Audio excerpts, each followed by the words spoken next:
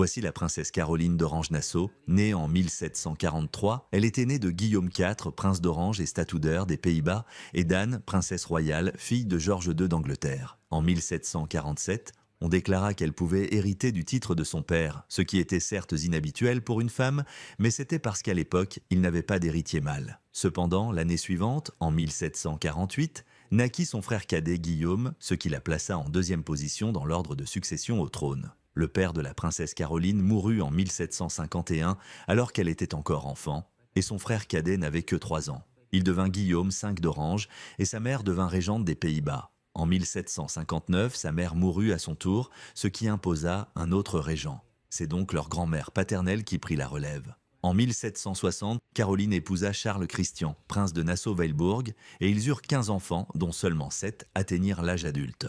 5 ans plus tard, en 1765, sa grand-mère mourut et son frère cadet n'avait que 17 ans. Il restait donc 1 an avant qu'il n'atteigne ses 18 ans et puisse régner en son nom.